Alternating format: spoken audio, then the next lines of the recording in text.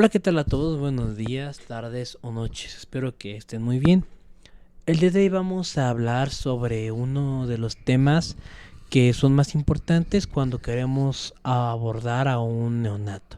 Y este va a ser sobre la insuficiencia respiratoria del recién nacido. Vamos a hablar a grandes rasgos sobre cada una de las patologías más comunes del niño recién nacido y su manejo de manera general. ¿Ok?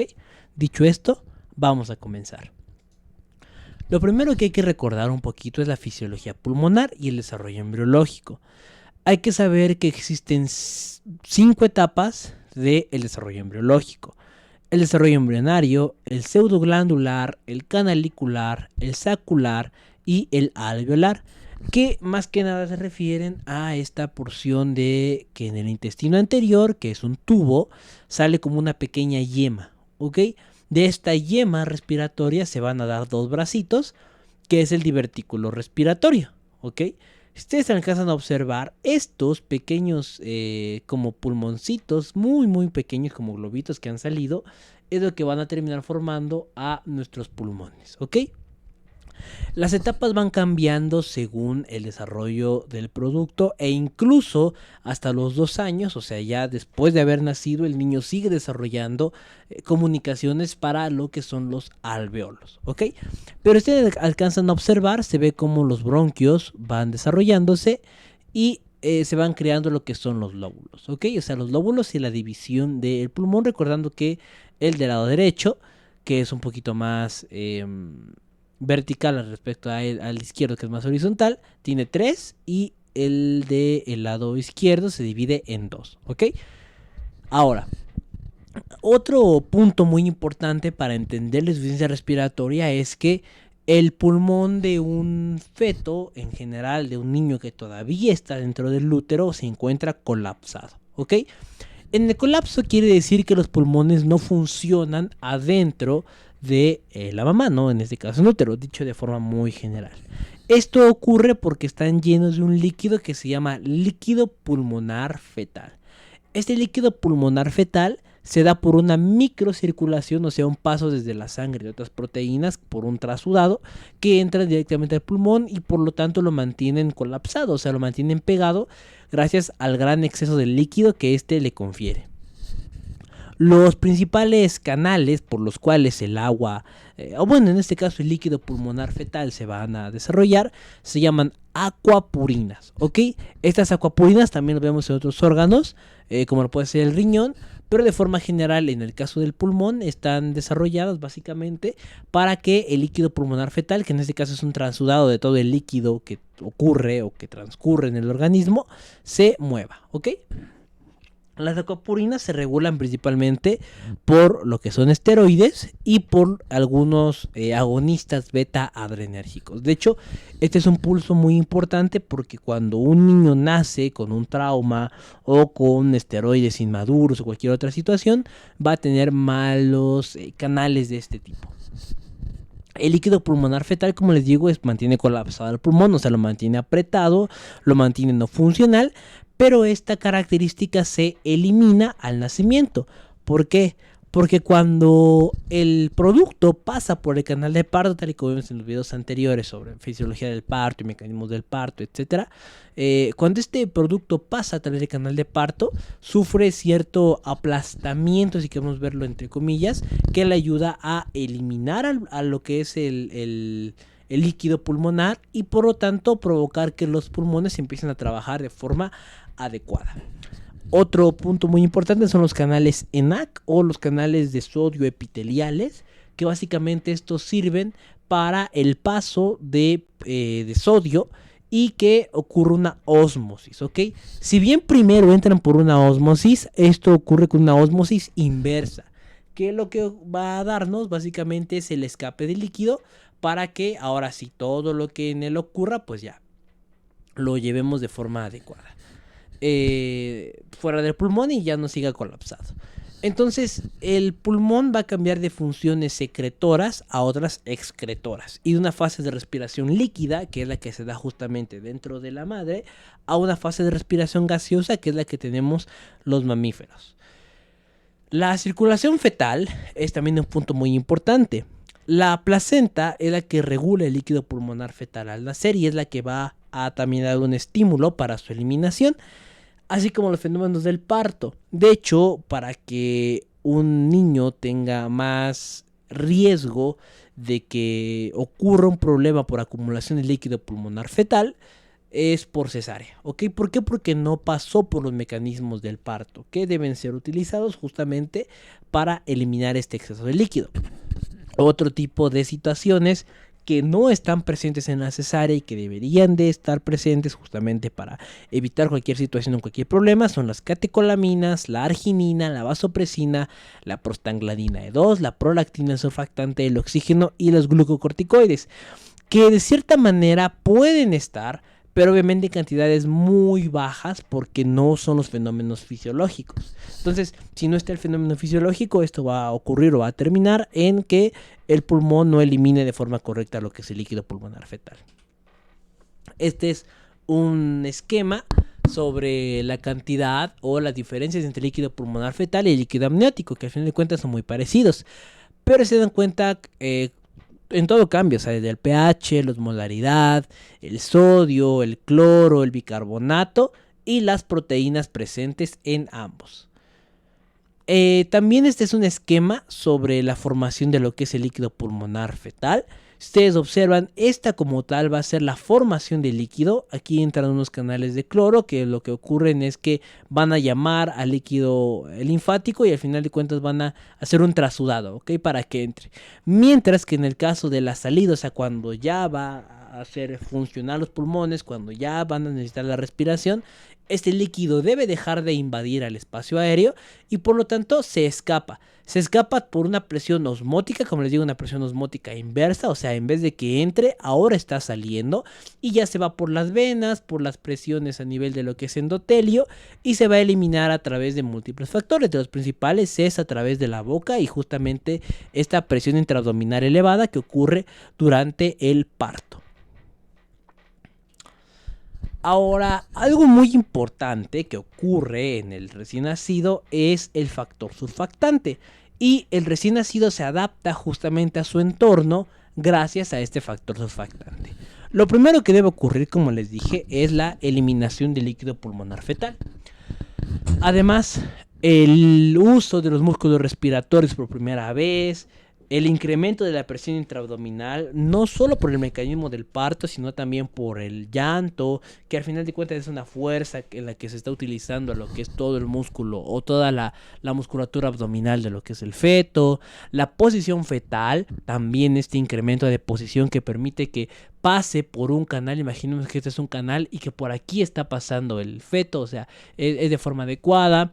Y la cantidad de líquido amniótico, por ejemplo, si hay oligohidramnios, es más común que desde antes haya habido un escape de líquido pulmonar y que desde ahí hay un estrés fetal. Ahora, el líquido pulmonar fetal se elimina por lo que ya habíamos mencionado. Sin embargo, el surfactante es un agente muy importante que se comienza a liberar desde la 20 semana de gestación, comienzan las células, a la 24 o 26 la secreción, pero el pico máximo de liberación de surfactante es a las 34 semanas de gestación. Y ahora, ¿qué es el surfactante? Para explicar al surfactante es importante mencionarlo como un agente de tensión superficial, ¿ok? Cuando nosotros hablamos de un alveolo, lo que ocurre de forma principal es que no todos los alveolos son del mismo tamaño, porque algunos son más chiquitos, otros son más pequeños, etcétera, etcétera, etcétera. Entonces, si un alveolo es más pequeño y otro es más grande, por lógica uno podría pensar que en el alveolo más grande va a entrar mucho aire y en el alveolo pequeño va a entrar poquito aire. Y esto de cierta manera sí ocurre así, pero si esta regulación es demasiado grande, por ejemplo, cuando respiremos poquito, imaginemos que este es un alveolo muy chiquito y que aquí hay un alveolo muy grandote, ¿ok? En el alveolo muy grandote va a entrar bastante aire y en este entraría muy poquito. Entonces, suponiendo que toda esta zona del pulmón, o sea, que casi todo el lóbulo superior fuera de alveolos chiquitos y el lóbulo inferior de alveolos grandotes, quiere decir que entraría mucho aire en la zona inferior, pero en la zona superior entraría casi nada y por lo tanto esta sería cada vez más pequeña y ya no se utilizaría. Eso es lo que pasaría si no hubiera un agente que evitara eso.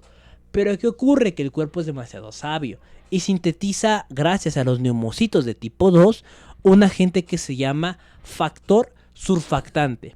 Lo que hace es que genera tensión superficial, ¿ok? La tensión superficial es por lo que los mosquitos no se unen. Se dan cuenta, el mosquito, a pesar de tener un peso, tiene cierta tensión que lo que hace es evitar que se hunda. Y aquí ocurre lo mismo. Evitan que los alveolos se colapsen, ¿ok? Y que por lo tanto todo el aire sea parejo en todos los alveolos y en todas las zonas pulmonares. ¿Esto qué va a generar? Va a generar que todo el intercambio gaseoso sea adecuado. Entonces, de forma general, el surfactante es aquel que evita que los alveolos se hagan bolitas, se hagan pasitas, se hagan chiquitos y que los alveolos grandotes permitan que hasta los alveolos chiquitos trabajen, ¿ok? De forma muy general. En el caso del surfactante es importante mencionar que 90% del mismo se compone de fosfolípidos y 10% de apoproteínas. En el caso de los fosfolípidos principales van a ser dos que se llaman lecitina y esfingomielina. De hecho, cuando nosotros hacemos un estudio de líquido amniótico y observamos la relación que existe entre lecitina y esfingomielina, tiene que ser 2 veces la lecitina y 1 vez la esfingomielina. ¿Por qué? Pasa un factor muy interesante. Debido a que la lecitina es secretada de forma más tardía y por lo tanto sus niveles son más altos cuando el niño está maduro. Y la esfingomielina se secreta más temprano. Y si fuera, por ejemplo, una relación 1:2, o sea, 1 de lecitina y 2 de esfingomielina, nos quiere decir que el pequeño todavía está pues, muy pequeño y que está inmaduro, ¿ok? Por eso les puse aquí abajo. Grado de madurez directamente proporcional a las semanas de gestación y a su vez a la relación de lecitina-esfingomielina. Si la lecitina es la que está más alta que la esfingomielina, vamos muy bien y esto nos quiere dar a entender que el producto ya va a estar maduro y que va a tener menos complicaciones a la hora de nacer, ¿ok? Y a la hora de su adaptación al entorno. Los neumocitos de tipo 2 van a secretar en una zona que se llama cuerpos lamelares los factores para desarrollar el surfactante. Y estos van a ser estimulados por muchos agonistas, por hormona del crecimiento y también por T3, ¿ok? La triiodotironina. Los corticoides exógenos principalmente van a ayudar a la diferenciación de neumocitos, o sea, a que estos se maduren, se empiecen a secretar múltiples enzimas y por lo tanto la relación en cuanto a la madurez y liberación de surfactantes sea la adecuada. Y de hecho uno de los principales ha sido el uso de la betametasona, que más adelante vamos a hablar de ella, pero es importante tenerla en cuenta porque nos sirve para prevenir las enfermedades que vamos a ver a continuación. Esto es lo que les decía, la tensión superficial, la presión es mayor en los alveolos más pequeños, pero para equilibrar esta presión vamos a tener un encuentro con el surfactante. Y todo se hace por una ley que es la ley de Laplace. Sin surfactante, si se dan cuenta, esta es la molécula de flujo, o sea, la fuerza cohesiva, se hace un alveolo todo colapsado, todo feo como pasita, y con surfactante se dan cuenta como la membrana de la pared del alveolo es muy bonita, queda bastante redondita y por lo tanto el aire fluye de forma correcta a través de todos los alveolos y por lo tanto de todo el pulmón. Y estos son los cuerpos lamelares, secretados por los neumocitos de tipo 2. Ahora, cuando hablamos de insuficiencia respiratoria del recién nacido, tenemos que tener en cuenta que es la principal patología del recién nacido, ¿ok? Hay muchas otras, obviamente, pero es de las principales, si no es que la principal. Casi tiene el 50% de la mortalidad neonatal y se ha observado que tiene una muy alta mortalidad en los menores de 1 año, ¿ok? O sea, obviamente los recién nacidos. Pero es de las primeras causas de muerte en los menores de 1 año. Además de menores de 5 años, en donde los principales son ellos, la insuficiencia respiratoria del recién nacido. En el primer lugar de todo está lo que es la patología respiratoria, ¿ok? O sea, en primer lugar de todas las complicaciones que pueden llegar a tener, obviamente es la patología respiratoria. ¿Cuál sería la evaluación que tenemos que tener para pensar o ciertamente tener en cuenta a la defensa respiratoria recién nacido? Pues bueno, lo primero serían los antecedentes perinatales, ¿ok? La edad gestacional, o sea, si fue prematuro, a edad madura o posmaduro, la maduración del producto, o sea, qué tanto nació, cómo nació, etcétera, alguna malformación congénita que él tenga, su llanto y su respiración, o sea, si realmente ocurrió esto al momento, una evaluación de Apgar, Silverman, Capurro y todas las medidas de recién nacido que debemos de conocer, si hubo o no aspiración de cualquier tipo y si se cortó el cordón umbilical. También hay que evaluar factores de riesgo, como principalmente medicamentos. ¿Como cuáles? Bueno, algunos medicamentos principales podrían ser aquellos usados en la sedación, ¿ok? En la sedación, porque estos van a provocar una depresión del sistema de lo que es el feto, del producto en general. Y también otro de los antecedentes en la evaluación que es importante es el manejo del parto, o sea, cuánto control prenatal hubo, la exploración física que tenga el producto, la escala de Apgar, de Silverman-Anderson, etc.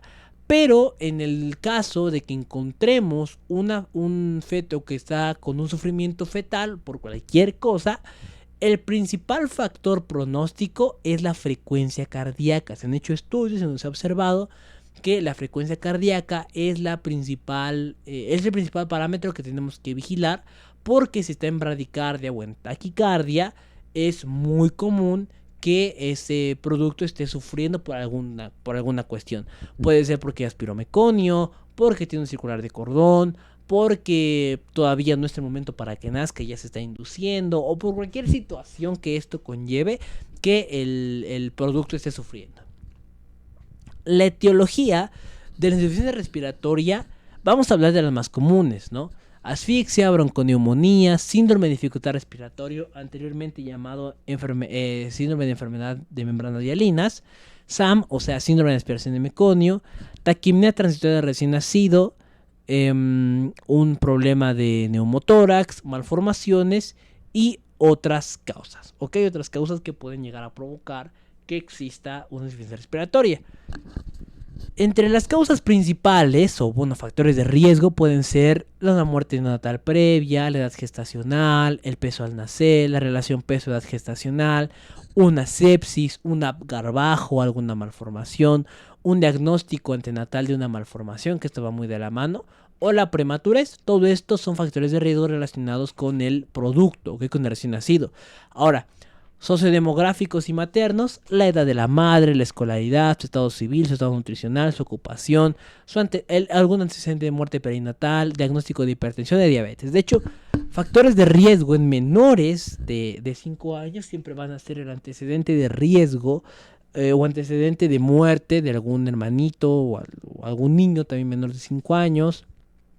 Vivir a más de 2 horas del centro de salud, tener alteraciones en cuanto socioeconómicas o problemas socioeconómicos, como lo puede ser madre analfabeta, o sea, todo ese tipo de cosas interfieren en un cuidado inadecuado del recién nacido. Y finalmente, factores que se relacionan con la atención del embarazo, pues bueno, puede ser un control prenatal inadecuado o que nunca se ha llevado por control prenatal, una vía del parto, sobre todo cuando es cesárea, porque no hay muchos mecanismos que influyan, o cuando también es prolongada, un parto prematuro y la etiología del parto prematuro. O sea, no es lo mismo que es un parto prematuro por un trauma, a que sea por una infección, a que sea por un circular, o sea, cualquier cosa que esté provocando sufrimiento excesivo al feto es lo que nos va a dar una etiología o una idea de las características que va a tener el paciente. ¿Cuál es la evaluación general de todos los niños con insuficiencia respiratoria? Pues bueno, lo primero que tenemos que tener en cuenta son los antecedentes, los perinatales maternos y los fetales, así como los del parto, ¿ok? Por eso les decía que es importante conocer todos los factores que pueden estar influenciando a un problema de insuficiencia respiratoria. En la exploración física, lo que tenemos que ver siempre son si existe o no macrosomías. ¿Por qué? Porque si el producto es más grande, quiere decir que la dificultad para el paso por el canal de parto sí fue bastante elevada. También soplos, dificultad respiratoria, sobre todo con Silverman-Anderson. vómitos, tos, secreciones, malformaciones que tienen que ver con algunos soplos, con algunos síndromes, etcétera. Y sobre todo los más importantes van a ser la necesidad de oxígeno y los signos vitales, enfocándonos mucho en la frecuencia cardíaca y respiratoria. ¿Ok? ¿Por qué? Porque una frecuencia respiratoria mayor a 60 con bradicardia o con alteraciones de la presión arterial ya nos habla de apneas, ¿ok? De apneas, o sea, de procesos directos a la falta de respiración en el producto. También tenemos en orden de escala o de aparición, va a ser la dilación tóraco-abdominal, retracciones intercostales, retracción subsifoidea, aleteo nasal y un quejido expiratorio. Ahora, ¿cuáles van a ser los estudios que debemos solicitar en un niño con insuficiencia respiratoria? Primero que nada, una gasometría arterial, sobre todo vigilando el pH, dióxido de carbono y presión de oxígeno. ¿Hay más parámetros? Sí hay más parámetros en muchas gasometrías. Hay electrolitos, hay secuencias específicas de oxígeno, de dióxido de carbono, etcétera. Pero con que tengamos esas tres bases nos van a dar una idea de si intubamos o no a un recién nacido. También una radiografía tanto anteroposterior como lateral del tórax, sobre todo porque tiene una sensibilidad adecuada para muchos síndromes y muchas enfermedades como puede ser una neumonía. También una glucosa semicuantitativa, que es el destroxis. Es muy común que encontremos hipoglucemia en estos pacientes. Cloro, sodio y potasio, porque son los que se alteran de forma principal en cuanto a los electrolitos. El microhematocrito y la biometría hemática, sobre todo para observar que no existe un proceso de anemia y que la anemia conlleva insuficiencia respiratoria, porque hay que recordar que los glóbulos rojos sirven para el transporte de oxígeno. También el calcio que existe en el cuerpo y el fósforo del organismo. La velocidad de sedimentación globular y las plaquetas es muy importante para ver tanto el transporte de sangre, la capacidad que tiene la sangre de actuar y todo lo que ello conlleve. Las bilirrubinas, sangre oculta en heces para ver si el problema que tiene el infante es por un problema de perforación intestinal, alguna ecografía cerebral y el electrocardiograma. Para ver el sufrimiento y sobre todo los trazos característicos que pueden llegar a observarse en el mismo. De hecho, si ustedes quieren aprender sobre electrocardiograma, tenemos un video en el canal sobre un taller de ESG. Ahora, ¿cuál es el tratamiento general de la insuficiencia respiratoria? Se va a basar en estas medidas generales y atacar la causa subyacente, que ya más adelante vamos a empezar a observar. Lo primero que tenemos que ver es las medidas generales, ¿ok? El pequeño tiene que estar en una incubadora o en un calentador radiante. Hay que despejar las vías aerodigestivas en caso de que algo lo esté ocluyendo. ¿Cómo qué? Bueno, ya más adelante vamos a ver que puede ser meconio, o sea, una acumulación de la primera excreta del producto, pero pueden ser otras cosas, ¿ok? También temperatura ambiente, que esté entre 36 y 36.5 grados centígrados, o sea, sí, una buena temperatura. También se le llama una temperatura basal, que sirve básicamente para que el producto tenga un adecuado metabolismo y no se esté acelerando o disminuyendo por el exceso o la disminución de temperatura. También se recomienda mucho una posición de Fowler-Rosier y ayuno, que básicamente es como poner un levantamiento del producto con una toallita a nivel de los hombros, que de hecho esto también se ve mucho en lo que es reanimación neonatal, que más adelante vamos a hacer un video sobre ello. El oxígeno húmedo y caliente se recomienda un 30 o 40% de concentración. Una fototerapia que debe ser menor a 7 días, sobre todo en los niños que presenten ictericia. Y el monitoreo constante de los signos vitales, la oxigenación y la perfusión. De hecho, muchas guías de la OMS que hablan sobre todo o se enfocan sobre todo en algunos lugares que tienen poco acceso a la salud, nos mencionan que una de las principales características que tenemos que tener en cuenta es la clínica. Como cuál podría ser, lo primero que tenemos que tener en cuenta siempre es que exista una taquicardia, una bradicardia, una taquipnea, una apnea y una velocidad de perfusión muy baja. De hecho, entre los principales manejos de pacientes en estado de emergencia en lo que es pediatría, una bradicardia más una perfusión muy tardada nos indicaría inicio de RCP. ¿Ok? O sea, solo de forma muy general, es lo que indican muchas bibliografías. También tenemos que medir de forma constante el gasto urinario, sobre todo para la valoración del sistema cardiovascular, del sistema nervioso y del sistema abdominal. O sea, bueno, más que el sistema abdominal, de la zona abdominal, que no exista ninguna alteración del mismo. Y otra de las características que es muy importante es que si hay una infección sobreagregada en el producto, tenemos que tratar la sepsis con el antibiótico adecuado y los electrolitos que se haya perdido. Por eso es importante la vigilancia constante en la gasometría, en electrolitos, sodio, calcio, potasio, fósforo, cloro, etc. Además, otra cosa que es muy importante es la medición de las calorías y la vigilancia. ¿Por qué? Porque la mayoría de los productos que tienen un problema de insuficiencia respiratoria se mantienen en ayuno. Según la norma oficial mexicana, y esto es muy importante, así como la guía de práctica clínica en México, nos habla de que un paciente que tenga una taquipnea mayor a 60 ya es indicativo de dejar en ayuno. ¿Ok? O sea, ya es un indicativo y por lo tanto desde ahí ya la insuficiencia respiratoria se va progresando, va avanzando y entonces tenemos que inducir una serie de nutrición de forma parenteral, ¿ok? Ya no puede ser enteral, ya no podemos utilizar la vía oral, tiene que ser parenteral a una dosis adecuada según la edad del producto. Y recuerda que si es pretérmino, tenemos que comenzar con las dosis adecuadas, sobre todo de electrolitos, y si es maduro o a término también tiene ciertas tablas. Recuerden que en pediatría todo se calcula, todo se percentila. Y el hematocrito es muy importante sobre todo para la vigilancia de anemias. Si existe una anemia, sea por la causa que fuere, es más difícil que la insuficiencia respiratoria remita, ¿ok? Por eso es importante irlo mencionando. Y bueno, en medidas generales es importante también medir de forma constante la gasometría, ¿ok? Si la gasometría nos muestra que hay un exceso de óxido de carbono y una disminución de oxígeno, bueno, aumentamos el oxígeno. Si es al revés, pues bueno, disminuimos el oxígeno y sobre todo tener siempre un equilibrio de los gases arteriales en el producto.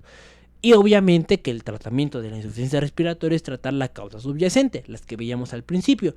Pero en el caso de muchas de estas las vamos a ir mencionando en la siguiente parte de este video. Esto que ven aquí es un cuadro que se llama Segir, es sobre todo de un libro que se llama Introducción a la Pediatría de Juan Gámez. Y lo que nos habla es sobre una serie de parámetros, ¿ok? Y tiene distintas puntuaciones que más que nada nos dicen la progresión de lo que es el producto, ¿ok? Y del grado que vamos a estar utilizando. Si su puntuación es 0, si tiene un Apgar de 8, si tiene un Silverman menor a 2 o mayor o igual a 2, una necesidad de oxígeno mayor o igual a 60, de dióxido de carbono mayor o igual a 40 y un pH mayor o igual de 7.29. Ya después la puntuación va cambiando según las variables, ¿no? Apgar entre 6 y 7 o 5, un Silverman más grande entre 3 y 4 o hasta 5, una presión de oxígeno de más de 60, de menos de 60 o menos de 50, de dióxido de carbono de menos de 40 o de menos de 50 también, y un pH más elevado, ¿ok? Entre 7.29 y 7.25 se ocurre una acidificación. Y pues bueno, esta es una cuna de calor radiante que sirve sobre todo para el cuidado del recién nacido. Y en este vamos a mantener una normotermia, o sea, una temperatura basal adecuada. Y bueno, ya en el siguiente video vamos a hablar de forma general sobre cada una de las enfermedades que pueden afectar al producto y que por lo tanto van a permitir o van a ser las causantes de una insuficiencia respiratoria. Así que gracias por ver y los espero en la siguiente parte. Hasta luego.